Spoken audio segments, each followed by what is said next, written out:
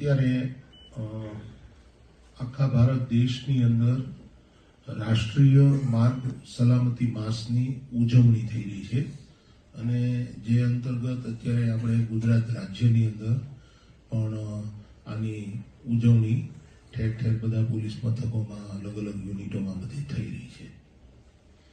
ખાસ કરીને ટ્રાફિક અવેરનેસની એવી વાત આવે એટલે જનરલી મારા અનુભવ એવા રહ્યા છે કે લોકો થોડી હળવાશથી લે છે, આની ગંભીરતા નથી લેતા.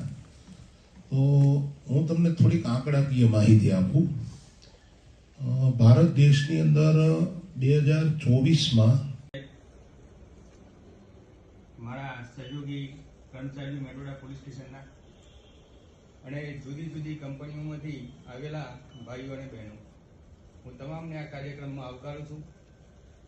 જે આજે આપણે ભેગા થયા છીએ, જે 4 કાર્યક્રમ સાયબર ક્રાઇમ અવેરનેસ, જેમાં જે પીઆઈ ચૌહાણ સાહેબે આપને nude video, APK file, stock market અને જે જુદા જુદા વિશે, મૂળ એકાઉન્ટ વિશે જે સમજ આપી એ વિશે આપ વ્યવસ્થિત સમજી ગયા છો.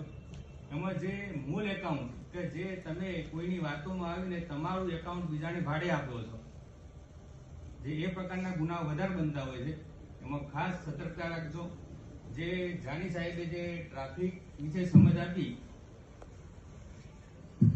જે રાષ્ટ્રીય માર્ગ સલામતીના આંકડા છે, એક વર્ષના ખાલી 50 થી 60,000, 50 થી 55,000 લોકો હેલ્મેટના કારણે મરણ ગયા છે એક્સિડન્ટમાં ભારતની અંદર, અને ગુજરાતની અંદર 5,000.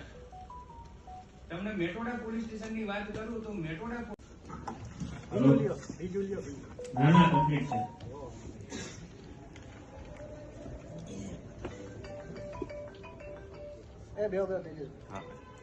તમે વિચાર કરો એ રીતે ગુજરાત રાજ્યની અંદર 7,717 લોકો એક વર્ષ દરમિયાનમાં મૃત્યુ પામ્યા. જનરલી આપણો માનવ સહજ એવો સ્વભાવ છે કે કોઈ આતંકવાદી હુમલો થાય, એઇડ્સ છે, એવો કોઈ ચેપી વાયરલ રોગ ફેલાય, આતંકવાદી હુમલામાં 10 માણસો મૃત્યુ પામે તો એટલી બધી ઉહાપો થઈ જાય મીડિયાથી માંડી અને બધે લોકો એટલા બધા આક્રોશમાં આવી જાય. પણ આ એની કરતાં ભયંકરમાં ભયંકર કોઈ વસ્તુ હોય તો હાલના સમયની અંદર